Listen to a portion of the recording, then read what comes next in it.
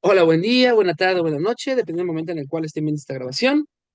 Estamos en la sesión número 2 de la unidad número 2 de la asignatura Diversidad e Inclusión Educativa, en la cual vamos a estar trabajando el tema sobre el desarrollo histórico del concepto de la diversidad a lo largo de el mundo y de México. La sesión pasada ya empezamos a trabajar un poco con este tema, sin embargo, vamos a ahondar en él, pero previo, a ver, princesita, bye. Pero previo a empezar a elaborarlo, voy a... El guagua, sí, papá. Diles adiós. Llévate tu juguetito. Y bye, ya, ok. Eh, Vamos a hablar a la tía. Ve con tía. Ándale. Ah, ok. Pero previo a empezar a ver el material que teníamos y todo eso, vamos a revisar unas cositas que ustedes les puedan ayudar. Primero, vamos a explorar las actividades que tienen que elaborar. Estas actividades que tienen que llevar a cabo, voy a tomar como ejemplo el caso de una de sus compañeras que se llama Carolina, porque uno, desarrolló su actividad bien, es un buen ejemplo, y dos, porque tuvo una calificación bastante buena, entonces no creo que le moleste que lo utilicemos como ejemplo. Vamos a ver, como se señaló en el plan de trabajo, la actividad número 1 es una infografía. Digo una infografía, es una línea del tiempo, y esta línea del tiempo tenía la característica de que iba a mostrar los momentos a lo largo de la historia de la inclusión y cómo se ha visto en el mundo y en México. Miren, esta es la actividad de su compañera, la voy a ir explicando poco a poco para que vean cómo qué sería una buena actividad base para que la puedan desarrollar. Tenemos los datos de la universidad, los datos de la alumna, de la materia, todo bien, pero después ella colocó un link. ¿Por qué lo hace? Y muchos de ustedes lo hacen porque a veces pesan mucho los documentos y se les traba al mandar o se les traba al subir. Y para evitar estos problemas, una buena opción es subir un enlace, ya sea Drive o ya sea del propio Canva, para poderlo abrir. Sin ningún problema, yo se los puedo revisar con estas características. El único dato que les pediría que tomaran en cuenta, el único dato que yo les pediría que tomaran en cuenta es que vean que si el enlace sí abra para todo público para que lo pueda abrir. Si no, no pasa nada, nada más les voy a mandar mensajito de, oye, tu enlace no funciona, vuélvemelo a mandar. Y bueno, aquí tenemos la línea de trabajo de su compañera, la línea del tiempo de su compañera, la línea de tiempo de su compañera, la cual marca la época prehistórica, la antigua Grecia y Roma, Edad Media, el siglo XVI al siglo XVIII y la educación especial en el siglo XIX y ya siglo XX y XXI, y lo que pasa en México. Como se dan cuenta, son dos hojitas y está muy bien. Me han preguntado en otros grupos cuántos datos tengo que dar, cuánta información tengo que dar. Yo les recomiendo que este es un buen parámetro, un párrafo por época de 5 líneas o si quieren 2 o 3 datos importantes sobre ese punto. Recordemos que la línea histórica o la línea de tiempo sirve para que ustedes tengan una noción clara de cómo fue el avance o el devenir de un evento y no para que lo tengan de forma en extenso. Eso ya lo pueden desarrollar en otro tipo de trabajos. Esto es como para que sepan qué pasó antes y qué pasó después. Bueno, esto es sobre el, la línea de tiempo. ¿Sobre la línea de tiempo tienen alguna pregunta o alguna duda? No, profesor. Perfecto. Entonces, el segundo punto es lo del foro. El foro tiene las mismas reglas que la vez pasada. Recuerden que van a tener que vincular el tema de esta unidad que es el desarrollo histórico y cómo siguen existiendo estos conflictos en el caso del incidente crítico. Voy a tomar, lo voy a hacer. Tenemos opción a que una sola Voy, voy, persona. voy a apagar el micrófono por aquí porque... Y ya, esos serían los elementos. Como veo que hay algunas personas nuevas, voy a abordar otro temita rápido, que es la página Oasis. ¿Qué es la página Oasis? La página Oasis es una página de apoyo para ustedes la cual tiene materiales adicionales y otras cositas que les pueden ayudar para sus actividades, que es totalmente gratuita. Mientras voy compartiendo el desenlace, dinos, Marta, te escucho. Pero hasta ahorita nada más llevamos una actividad, ¿verdad? La Sí, de modelo de la Tulmi. del modelo de Turing, solamente llevamos una. Hoy no vamos a tener actividad y la próxima va a ser esta que dice sombreros para pensar. Nada más que esta no les va a arrojar un resultado como tal. Les voy a pedir un pequeño escrito de media cuartilla sobre este tema, pero esta no les desarrolla, no les arroja certificado como tal. Nada más la van a, a revisar y ya les voy a dejar alguna actividad relacionada con eso. ¿Por qué no genera certificado? Sinceramente, porque no lo sabía hacer en este entonces. Pero sí, nada más llevamos una por el momento. Gracias, profe. De nada. Muchas gracias. Ahora sí, vamos a empezar con nuestro tema. Voy a poner la diapositiva en la que yo recuerdo que nos quedamos, pero si nos quedamos una antes o una después, me indican y con eso empezamos. Entonces, según yo nos habíamos quedado en la distinción y la diversidad en el Renacimiento. ¿Es así o ya habíamos avanzado más o íbamos un poquito antes? ¿Se acordarán? Si no, voy a Creo que empezar es en desde la aquí. ¿En la siguiente? siguiente. Ajá, Ah, ok. que yo me acuerdo. Muy bien, Sí, pues vamos justo. a... Sí, ok. Vamos a retomar desde ahí. Como veíamos en la anterior, en el Renacimiento, a ver, a ver, a ver, a ver. Les comentaba, cuando estábamos en la Edad Media, las personas diferentes o diversas se les consideraba como poseídos, endemoniados y demás, porque había un carácter mágico, un carácter religioso. Pero en el Renacimiento, al centrarse todo en el hombre, en el ser humano, ya no podemos decir que la enfermedad es cuestión de demonios, se vuelve en una cuestión racional. Y por tanto, vamos a atacarlo ahora como una enfermedad. Y aquí pasa algo muy interesante que vamos a abordar en esta diapositiva. Supongamos que una persona que termina en prisión por, por robo a mano armada, termina en prisión. Y estando en prisión, diario diario lo golpean para que aprenda que eso no se tiene que hacer. ¿Eso sería correcto o sería incorrecto? Piénsenlo. ¿Me puede repetir la situación, profe, por Ah, favor? claro, claro. Una persona que robó termina en prisión y en prisión lo golpean diario para que aprenda que robar está mal. ¿Correcto o Perfecto. incorrecto? Pues es incorrecto porque no hay reinserción a la sociedad realmente. Muy bien. Bastante buena respuesta.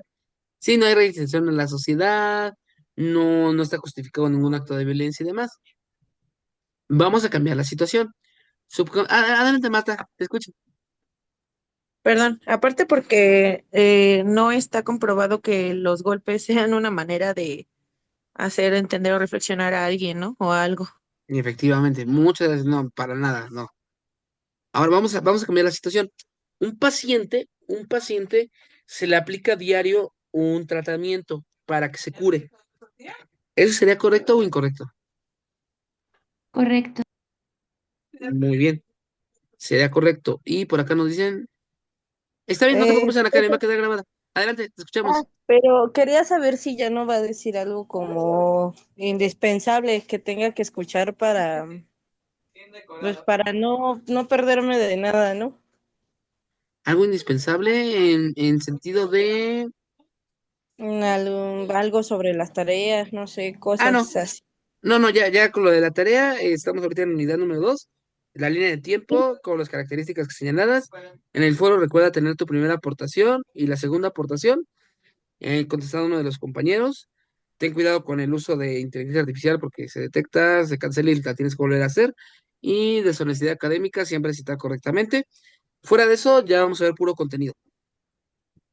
Muy bien, sí. Gracias, profe. Cuídate Descanse, mucho. buenas Bonita noche. Bueno, por aquí nos decían por aquí nos decían, Marta fue la que acaba de retirarse, ¿verdad? Sí, ok. Entonces, podemos decir que sí, que efectivamente un tratamiento es correcto. Y aquí viene uno de los conflictos que vamos a tener con la ilustración y la modernidad, que cuando lo diferente se convierte en enfermo, el castigo, el castigo se puede convertir en tratamiento. Y cuando el castigo se convierte en tratamiento, ya no está mal, sino que es admisible. Y aquí pasan cosas interesantes, porque hay tratamientos que sí son necesarios y sí son válidos. Un resfriado, un dolor de cabeza, claro que sí, pero hay otras cosas que no. Adelante, Marta, te escuchamos. Sí, de hecho era lo que le iba a preguntar, Dinos. qué tipo de tratamiento sería, ¿no? Porque también, bueno, se ha escuchado hablar de, por ejemplo, en los, creo que es más, usted creo que nos decía, ¿no? Del psiquiátrico, donde pues eran maltratados los pacientes, etcétera. Entonces, también se ha escuchado hablar en la historia de que pues se ha recurrido a este tipo de cosas para, pues sí, para maltratar a la gente, ¿no? Bueno, que en ese momento a lo mejor no era maltrato, no era tomado de esa manera, pero que para ellos era como la manera de corregir a las personas. Totalmente, Marta. Sí, sí, sí, es eso. Y es un conflicto. De hecho, tengo un caso que utilizamos en una de las sesiones del día de hoy, que es el de Gypsy Rose. Famosa, tristemente famosa, pero ¿alguno de ustedes conoce a Gypsy Rose? No, Ok, si Creo no, no sé. Dinos, te escuchamos. Yo no. que era la que según su mamá le hizo creer que tenía enfermedades. sí, sí Sí, es cierto. sí, es ella. Gypsy Rose, la mamá de Gypsy, esta señora que tenemos acá, tenía un trastorno que se llama Munchausen por cuidado. El trastorno de Munchausen por cuidado es cuando enfermas a una persona o la haces que está en un mal estado para poderla cuidar y de esa manera poder tener amor, tener beneficios y demás. En el caso de esta persona, uno le bajó la edad. Esta Gypsy tenía, digamos que ya 18 y decía que tenía 14. Y segundo, la drogaba, entre otras muchas cosas que le hizo, muchas cosas, la drogaba para que pareciera retrasada mental. ¿Esto con qué objetivo? Porque una menor de edad con retraso tiene que obedecer ciegamente a lo que dice su madre. Y entonces la sometía a operaciones, le quitó los dientes, la puso en silla de ruedas y demás. Y la gente creía que era por su bienestar y la veían como una gran persona. Pero en realidad estaba siendo víctima de una tortura horrible y luego ahí me siguen qué le pasó a las dos. Pero bueno, entonces cuando hablamos de la diversidad y cuando hablamos pero cuando hablamos de la enfermedad como sinónimo de distinto, se activa la posibilidad del tratamiento y si bien es cierto que puede estar bien justificado, también ha habido casos de mujeres con deseos de ser libres que se les ponían castigos horribles o los propios homosexuales que en el DSM-5 eran vistos como una enfermedad mental y les hacían cosas muy, muy feas.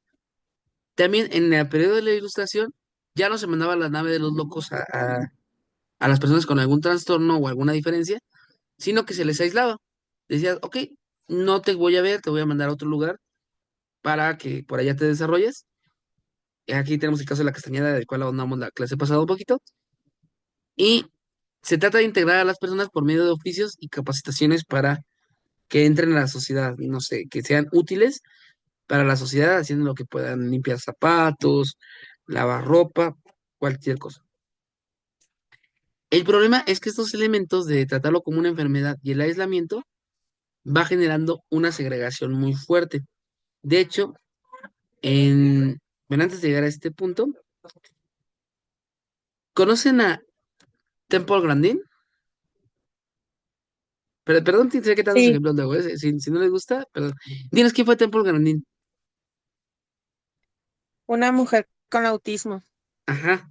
Es Que una, es un, escribió libros y sigue, sigue. Perdón. Bueno, pues ella fue ha dado conferencias y ha dado o sí, creo que todavía está viva, ¿no? Sí, Este, y ha hecho mucho campaña a favor del autismo y nos ha dado a entender lo que sucede en el autismo. sí, muchas gracias. De hecho, hay una película en Amazon que está muy buena y también su TED Talk está padre. Pero, por qué le estamos viendo aquí? Porque Temple Grandin, cuando tenía 5 años, a los que les gustan los K-dramas, bueno, las novelas coreanas, claro, la van a vincular con Gun Jung-woo, abogada, porque es muy similar.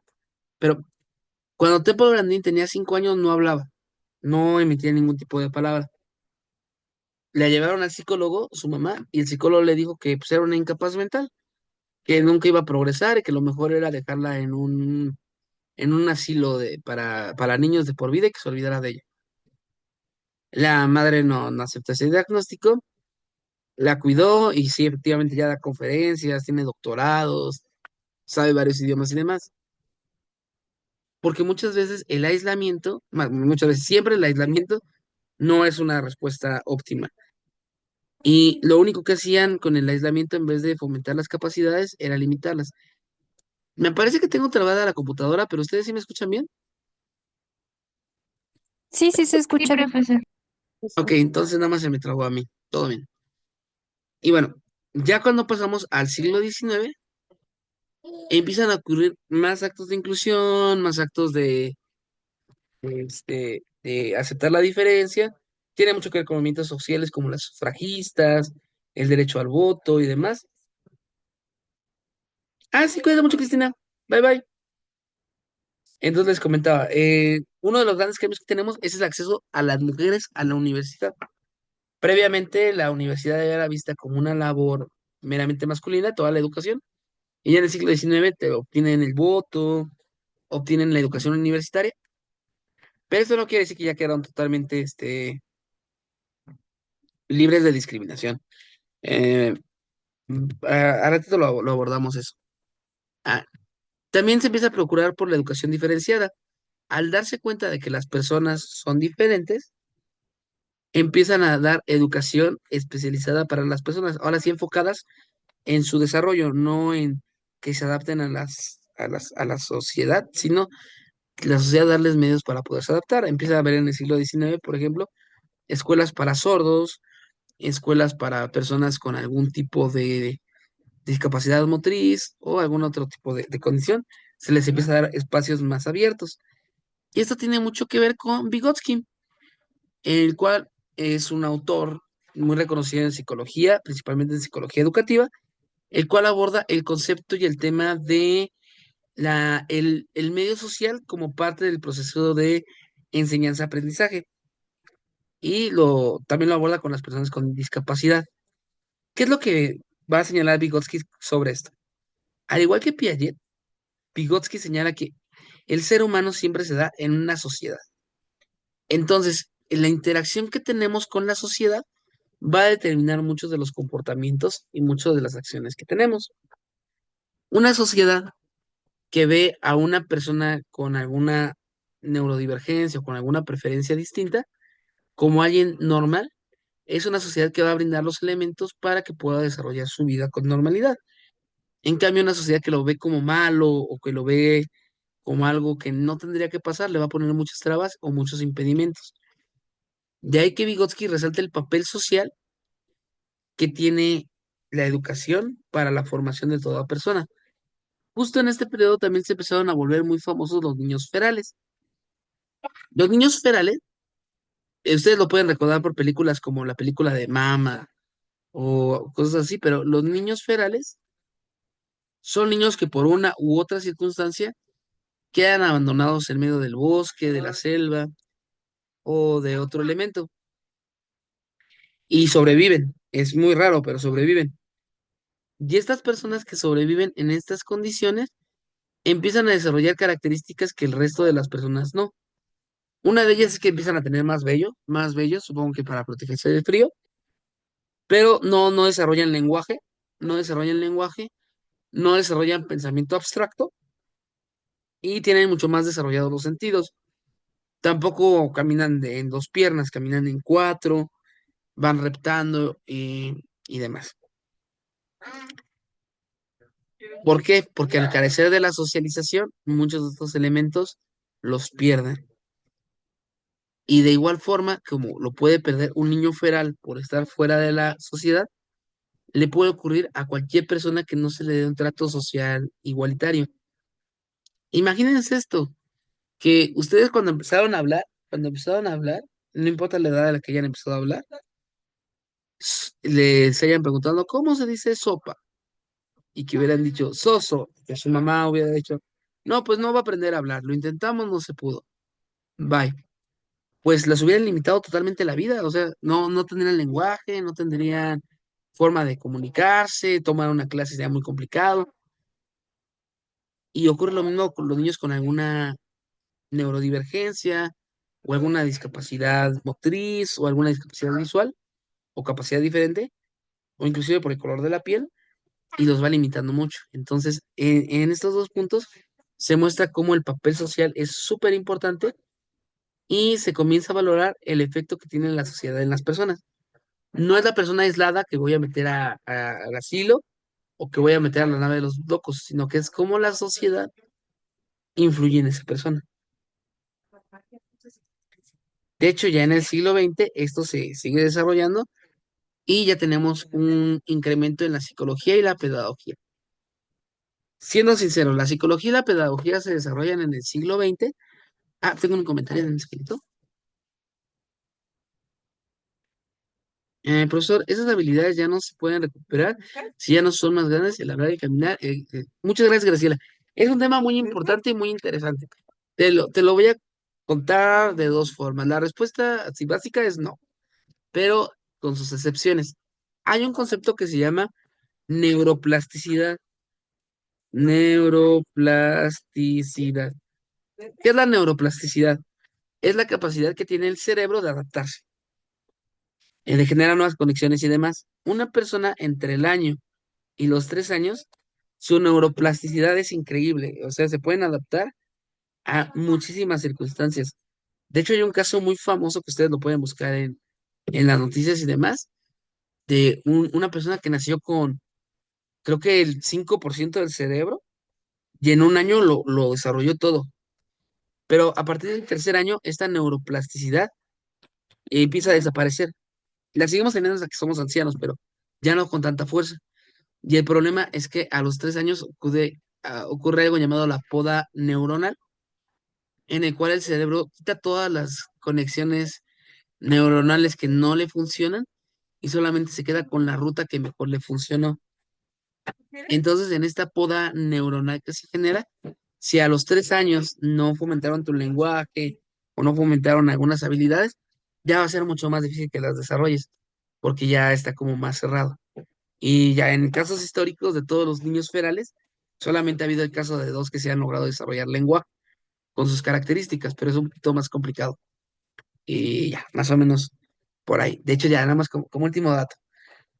A ustedes en algún momento se los van a explicar hasta con test de lateralidad, pero hasta los 3 años, si no mal me acuerdo, mi esposa no me va a desmentir, pero hasta los 3 años, las personas somos ambidiestros. Y ya a partir de los 3 años, cuando ocurre la poda, ya es cuando te empiezas a definir hacia si eres diestro o si eres zurdo. Pero bueno, ya, hasta ahí. Es un tema bastante padre. Bueno, también se empieza a valorar perdón, el desarrollo de la psicología y la pedagogía se desarrolla por una cuestión muy mercantil. Como en Estados Unidos y otros países se empieza a generar una sociedad industrial, necesitan generar pruebas psicológicas que muestren las capacidades para desarrollar un trabajo y la escuela se empieza a formar como una escuela para generar trabajadores. Entonces se empiezan a dar mucho énfasis a la pedagogía y a la psicología porque es funcional para el mercado laboral.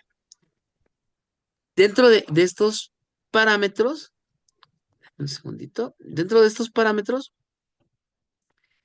también la educación, bueno, se ve a la educación como una parte esencial del tratamiento de la discapacidad. Ah, claro, son términos de esta época. ¿Por qué? Porque se dan cuenta que las personas cuando reciben educación o cuando siguen practicando pueden mejorar o pueden ser más funcionales.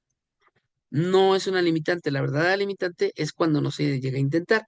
Y retomando el mensaje anterior de si no se puede llegar a hablar y estar erguidos, con todas las pruebas que hicieron, quizás no se recuperó al 100, pero muchos sí empezaron a decir monosílabos, o sí empezaron a comer contenedores, o con cubiertos, o cositas así. Entonces, quizá no se recuperaron al 100, pero la educación siempre ayuda, siempre, siempre ayuda para que vayan mejorando.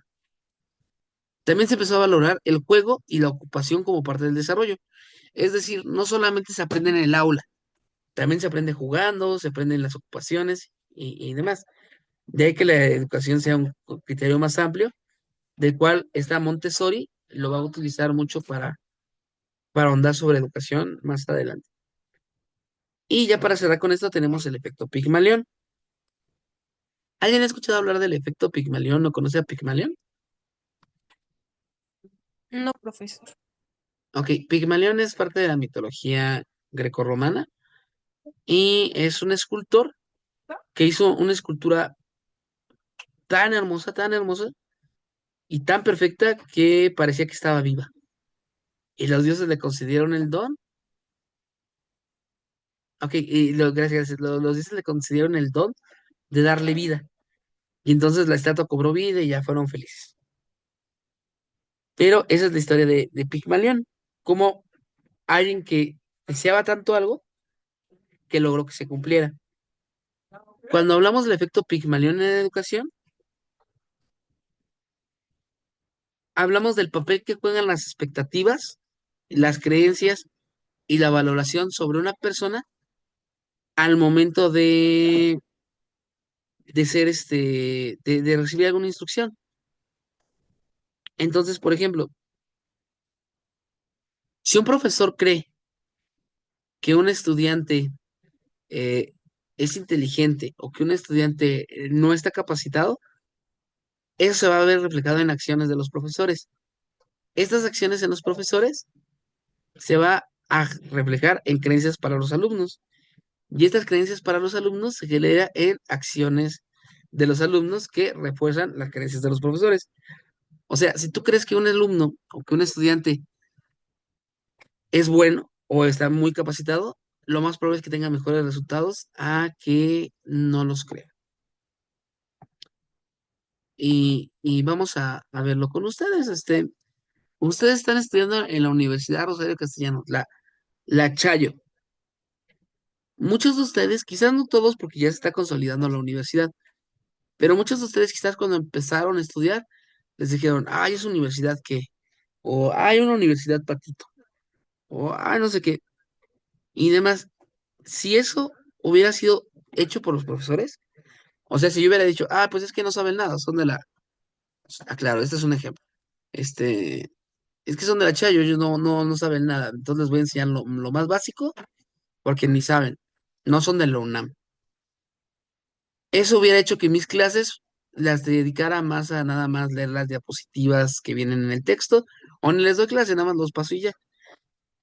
Ustedes al recibir ese tipo de educación hubieran dicho, pues sí, es que como no me quedé en la UNAM, pues no merezco una educación de calidad, porque pues no, y entonces bajan el rendimiento y eso genera un círculo negativo. En cambio, en la Chayo no, aquí tenemos otra forma de ser, una forma de ser humanos. Y les exigimos porque sabemos que pueden, y esa exigencia humana y siempre con respeto hacia ustedes genera resultados que van fomentando. También está este mito que la educación a distancia es inferior a la presencial y no, de hecho, ustedes aprenden a utilizar muchas aplicaciones, muchos componentes que en la educación presencial ni los conocen. Pero es cuestión de percepción. Si yo tengo a un estudiante que tiene, vamos a hacer malas personas. Yo tengo a una estudiante indígena, yo tengo una estudiante indígena llamada Xochitl y tengo a un estudiante caucásico llamado Bram. Si yo cuando los veo digo, ah, es que Bram se ve listo, y Xochitl como que no se ve como que sepa, ya lo estoy condenando a una educación, entonces siempre tengo que buscar lo mejor de mis estudiantes para que se vaya cumpliendo. Y ocurre también con el síndrome de Down y demás. Si siempre esperas lo peor de la persona, pues lo estás condenando. Tienes que buscar cómo apoyarlo y siempre verlo como un humano capaz de lograr cosas. Vamos a dejar la sesión 1 hasta aquí, porque ya acabamos la diapositiva y nos quedan como 5 minutitos. Entonces, con el mismo enlace vuelvan a entrar inmediatamente y seguimos con la sesión. Si lo estás viendo a distancia, nada más dale clic al siguiente video. Entonces, bye bye y nos vemos en un momentito.